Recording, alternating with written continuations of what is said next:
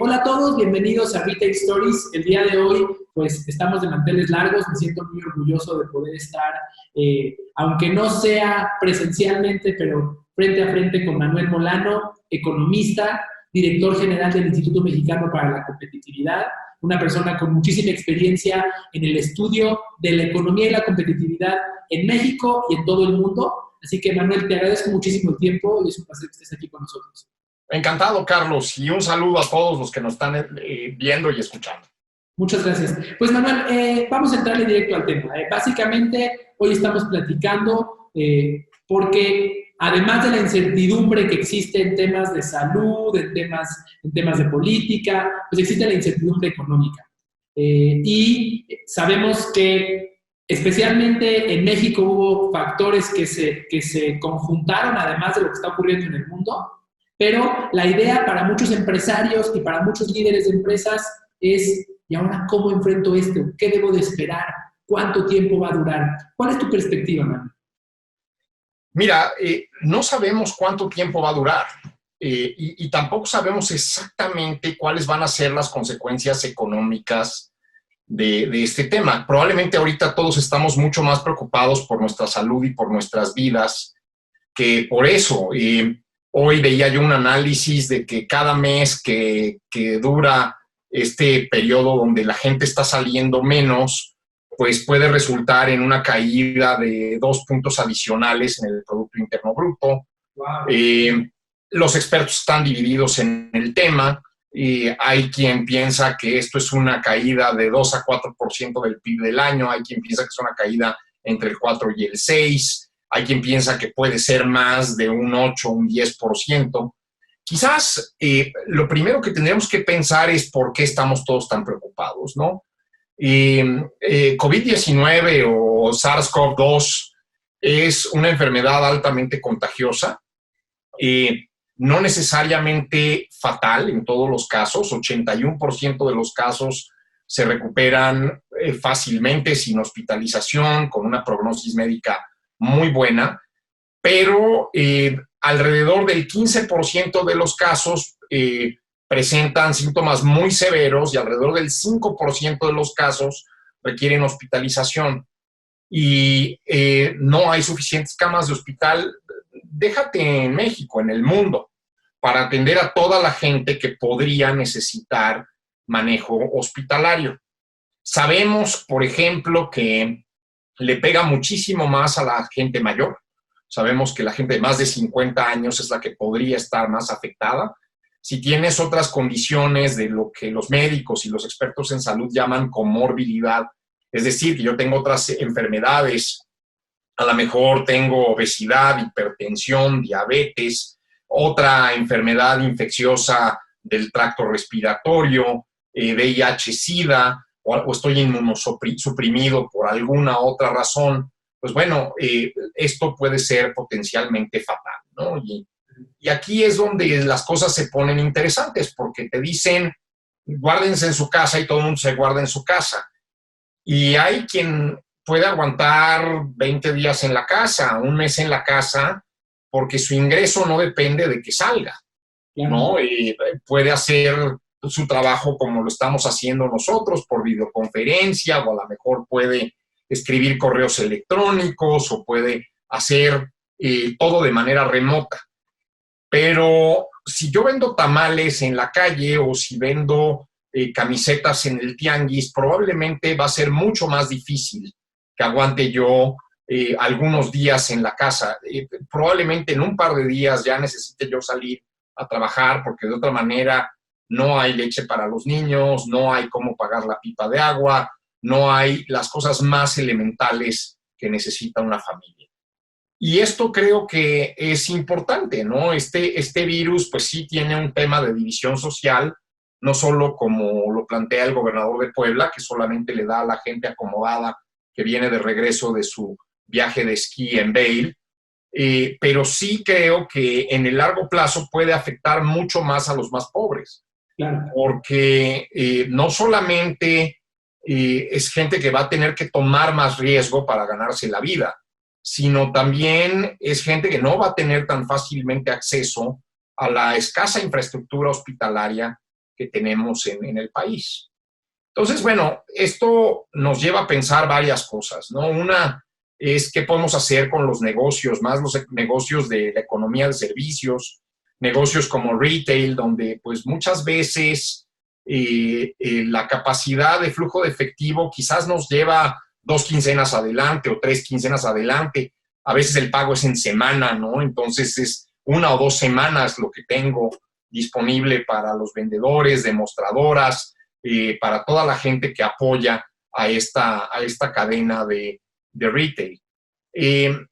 Quizás es el momento en que nos pongamos imaginativos. Hay una serie de servicios, por ejemplo, los que te llevan el supermercado a tu casa, que en este momento están teniendo tiempos de espera de 72 horas en algunas ciudades, cuando el tiempo normal ahorita son 2, 3 horas, antes, perdón, eran 2, 3 horas, ¿no?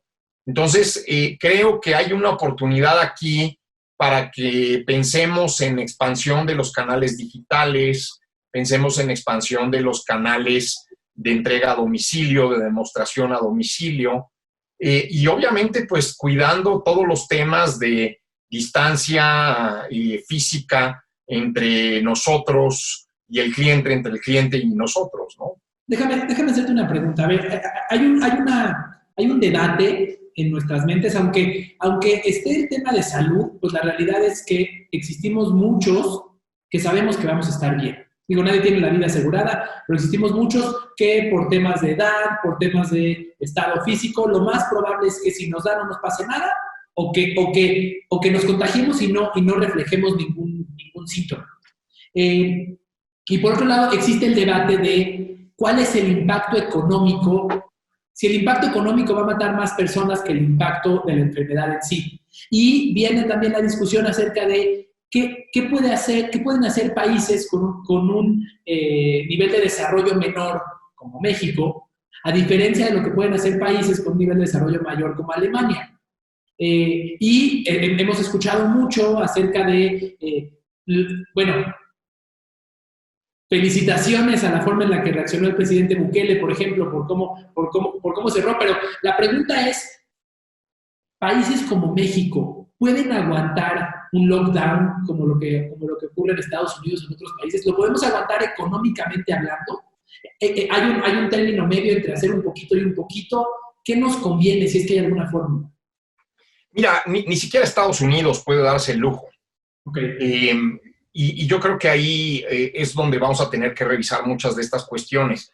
Lo primero que tendría yo que decirte es que ese es el debate actual. Recientemente, 4 investigadores del Instituto Weizmann de Israel, los señores Karim, Korem, Dudovich y Alon Rehovot, hicieron un análisis. Ellos son biólogos y diseñadores de sistemas biológicos, epidemiólogos, y básicamente llegan a la conclusión que quizás si cuidamos a los más vulnerables de nuestra sociedad, los demás podríamos salir a trabajar un par de días a la semana, ¿sí? Si vemos que la curva de contagio se dispara, quizás podríamos recortarnos hacia un día a la semana, ¿no? El chiste es que no tengamos a la gente más vulnerable de la sociedad expuesta, ¿no? Y aquí es donde creo que tenemos mucho que aprender. ¿Por qué países como Corea del Sur y Japón están teniendo una tasa de contagio menor, donde la tasa de contagio, el número de personas contagiadas se duplica más o menos cada semana? Bueno, pues primero porque son sociedades muy respetuosas de los demás y donde la gente anda con una mascarilla en la cara cuando tiene miedo de que podría contagiar a alguien más. Y si su enfermedad infecciosa es muy alta, aunque se sienta bien, decide no salir a trabajar. Y entonces toma el tiempo fuera para componerse y no andar contagiando a nadie en el transporte público, etcétera, ¿no? Nos vamos a quedar sin camas de hospital y nos vamos a quedar sin unidades de cuidados intensivos. Y aquí es donde probablemente valdría la pena que todos los médicos de familia, el médico de la planta manufacturera o el médico que ayude a la gente en un almacén de retail grande o el médico adjunto a farmacia o quizás el médico del IMSS va a tener que pensar en una estrategia para que la gente se pueda atender la enfermedad en casa y pueda tratar de mejorar sus síntomas hasta el último momento. Y ya en el último momento, si ya no es posible, pues ya buscar lugar en un hospital. Hay una época en donde estas cosas daban muy duro, ¿no? La influenza española, que no es española, pero la gran epidemia global de 1919 de influenza, pues mató muchísima gente. En México se calcula que pudieron haber muerto 800,000 personas de influenza española. Se contabilizaron como muertos de la revolución, pero en realidad los mató la influenza. Y en esa época, pues los ayuntamientos de las ciudades, pues básicamente decían, pues no vaya a misa, no vaya al cine, no vaya a eventos multitudinarios, cuídese, aplíquese estos ungüentos, si está enfermo, quédese en casa, haga este tipo de medidas, ¿no? Quizás ahí también tenemos que reconocer que hay una conexión entre el señor que vende tamales y el señor que trabaja en una fábrica y le compra los tamales. Y me parece que el Estado pues también tiene que tener cuidado con estas cosas. La buena parte de lo que mantiene la economía funcionando es el poder de consumo de la gente asalariada, ¿no? Y entonces, en ese sentido, quizás sí valdría la pena pensar en apoyos empresariales para que las empresas no se vean en necesidad de despedir a todo el mundo. Y podemos, en términos de Producto Interno Bruto, México puede dar apoyos empresariales sin quebrar como país. Mira, hemos dado apoyos a distintas cosas que no tenían mucho sentido. Realmente es el momento en donde hace sentido, y aunque no hay mucho espacio fiscal para hacerlo en este momento, sí hay espacio en la política monetaria. Entonces tendrías que pensar más bien como el presidente Obama. Soy el Banco Central, estoy sentado en un montón de reservas, compro deuda privada, compro deuda del gobierno, participo temporalmente en ciertas empresas como socio, hago grande la hoja de balance del Banco Central de manera que le dé yo liquidez a la economía, que le entregue yo liquidez a la economía, y en la medida que se va resolviendo la crisis, me voy deshaciendo de los distintos activos de rescate y los regreso al sector privado. Es una política muy keynesiana. Hay quien dirá, pues bueno, Manuel de liberal se volvió en un loco keynesiano. No necesariamente esto puede hacerse siempre y cuando los mecanismos de este gasto expansivo, contracíclico, de la época de crisis, no se vuelva algo permanente. Y ahí es donde tenemos que tener cuidado en un país como México. De entrada, yo creo que ayer Macario Schettino tenía un editorial muy bueno y provocador, como es él en El Financiero, básicamente diciendo que a partir de la depreciación cambiaria se van a generar muchos excedentes de operación en el Banco de México. Y esos excedentes de operación en el Banco de México los va a poder recoger la Secretaría de Hacienda. Entonces, esta crisis implica una carretada de dinero para el gobierno federal el año que entra. Y lo que sería ideal es que el gobierno federal se endeudara ahorita y usara esa carretada de dinero para rescatar negocios y no usara la carretada de dinero en 2021 con fines clientelares o tratando de rescatar pues campañas políticas, ¿no? Entendido. Ahora, si soy un empresario, ¿qué me recomendarías? Híjole, man. Primero, que fortalezcas tu fe en todo lo sobrenatural y que realmente pues recuerdes lo que te dijeron los tíos y los abuelos. Ser empresario es un gran reto y es un acto de fe. Creo que ahí hay un tema, hay una serie de mecanismos legales para declarar producción parcial, para que la gente pueda trabajar a media marcha, llegar a algún tipo de arreglo contractual, de manera que no tengas que estar pagando salarios al 100%. Se ve difícil. Quizás lo único que podría yo sugerirle a los empresarios del menudeo es que hay que encontrar mecanismos para transferir consumo futuro de nuestros clientes al presente. Y aquí es donde las bases de datos, donde tenemos información sobre nuestros clientes y donde les podemos hablar por teléfono y escribirles, valdría la pena y decir, oye, mira, pues si estabas pensando en invertir en una lavadora este año, pues fíjate que vamos a tener súper precios en otoño cuando pase la crisis del COVID, pero sí necesitamos tu ayuda, ¿no? Necesitamos que hagas apartados y necesitamos incluso hasta un tipo de bonos, ¿no? Esto es medio controvertido porque lo que esperan el sector financiero y el Estado es que la intermediación financiera la hagan los bancos y en casos de emergencia el Estado, y que yo no le pueda, digamos, comprar un bono a la tienda donde compro mis chocolates y mis chicles, ¿no? Pero quizás si esa tienda es relativamente pequeña y relativamente informal, yo estaría dispuesto a comprar ese bono. Y entonces, pues al final es de lo que se trata, ¿no? Que si a mí como consumidor me interesa que un negocio sobreviva en el largo plazo, pues este es el momento de apoyarlo, ¿no? Y hay que encontrar el mecanismo imaginativo para que eso ocurra. Muchos restauranteros están ofreciendo comidas a domicilio y están ofreciendo cenas a futuro. Y yo creo que ahí que es donde tenemos que encontrar el equilibrio. De manera que la gente no esté sentada en su efectivo escaso, la gente que puede trabajar desde casa, digamos, y que pueda seguir apoyando al señor que le asea los zapatos, o a la persona que limpia el coche, o al estacionamiento público donde pone su vehículo todos los días para ir a trabajar. Y dime algo, ¿y qué hay con respecto a los empleados? O sea, como decía, se puede buscar un acuerdo contractual, pero al final de cuentas la ley no permite que le pagues menos a un colaborador de lo que solías pagarle. Y por otro lado, más allá del tema de la ley, que ahora tú me explicarás cómo funcionaría un posible acuerdo contractual, pues son las personas de tu equipo. Si de repente una persona de tu equipo ganaba 6,000 y le dices, ¿qué crees? Te voy a pagar 5,000, pues a lo mejor no le alcanza para comer.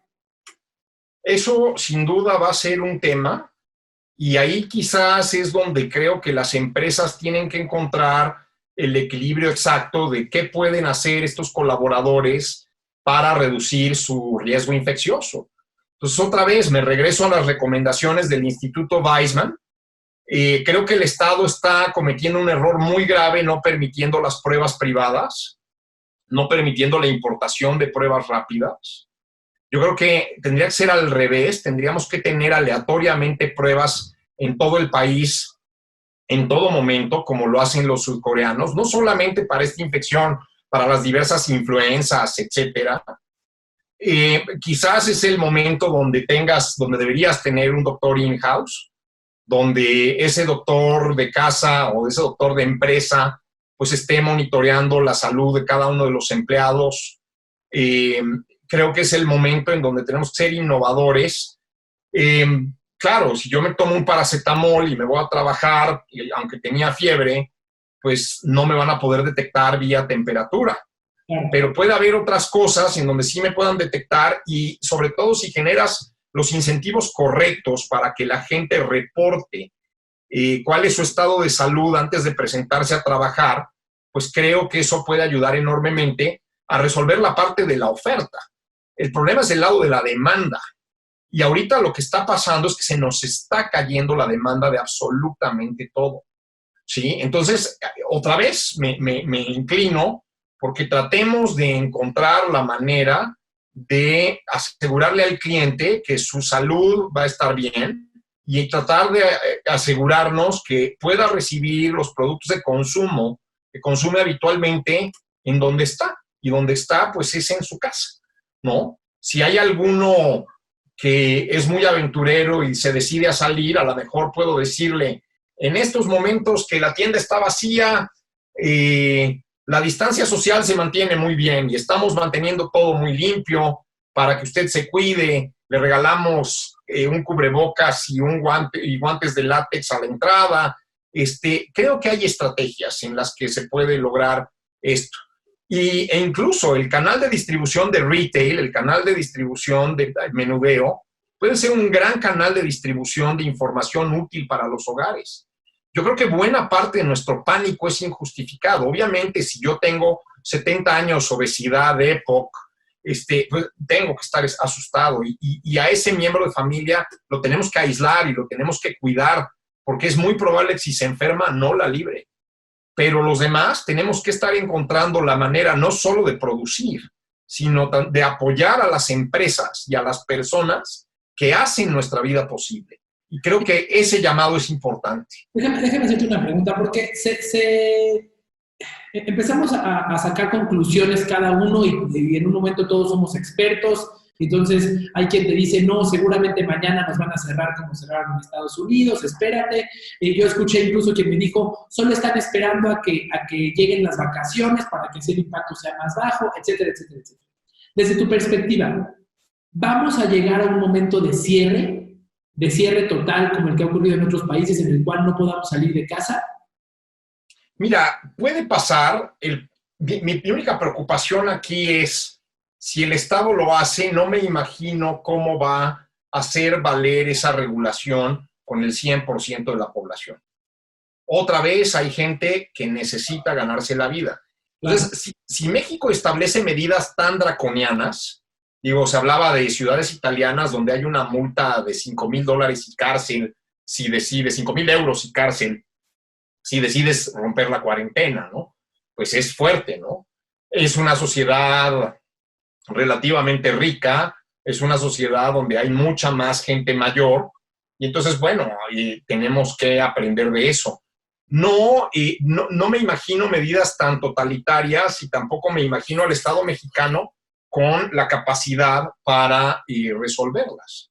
Lo que sí me parece es que tenemos que cuidar a los más vulnerables. Con todo y lo que nos digan en el gobierno, con todo y lo que nos diga la autoridad, yo creo que la respuesta de la autoridad en este tema ha sido muy política y muy tibia. Creo que ellos saben que no tienen suficiente capacidad hospitalaria, porque si no la tiene Italia, México menos, es así. Estados Unidos está preocupado porque GM tiene una división de respiradores, no le puede entregar 40,000 respiradores a tiempo. Si Estados Unidos está preocupado, México tiene que estar preocupadísimo. Quizás aquí es donde puede haber una oportunidad para que los médicos de familia nos ayuden a tener estrategias para atender enfermos de COVID-19 en casa. Para muchos de ellos eso probablemente implique pues que no haya en ningún momento un respirador y que pues el tratamiento de casa no sea suficiente y pues sí vamos a ver muertos. Y quizás ese tema pues nos tiene que preocupar a todos, pero por otro lado, el contagio adentro de las familias con un estándar de limpieza, de higiene, de separación de gente vulnerable de la familia puede funcionar mejor que otras estrategias. El Estado pues también tiene que ayudar ahí a los más pobres. Si yo tengo un solo cuarto, mide 30 metros cuadrados y ahí vivimos 7 y ahí vivimos con los abuelitos, híjole, mano, pues que no contagiemos a los abuelitos va a estar difícil, ¿no? Ha habido programas del sector público donde en distintos estados donde pones un pequeño cuarto adyacente para separar o para ampliar el espacio de familia, para detener cosas como el abuso sexual de las niñas, por ejemplo, ¿no? Y eso, pues, es un tipo de estrategia que nos puede ayudar a separar población que es susceptible y vulnerable. A ver, hablándote desde mi optimismo, ¿qué pasaría si existiera una cura a lo que esté bajo tu conocimiento médicamente hablando? ¿Qué pasaría si esas noticias que de repente aparecen en redes sociales de que Estados Unidos o Israel ya encontraron la cura, si fueran reales, en cuánto tiempo y ¿Es algo por lo que tenemos que rezar porque nos resolvería el problema o no? Mira, yo soy muy escéptico de un antiviral o una vacuna porque en lo que funcionan las pruebas médicas, en lo que funciona todos los periodos que tienen que pasar regulatorios de este tipo de medicamentos, pues va a pasar al menos un año. Y esto trabajando express, ¿no? En Estados Unidos en los 70 hubo una vacuna de influenza que tuvo un defecto de producción y mató gente. Entonces, creo que pues también allá hay un riesgo, ¿no? Digo, tendríamos que tener cuidado de que ese no fuera el caso.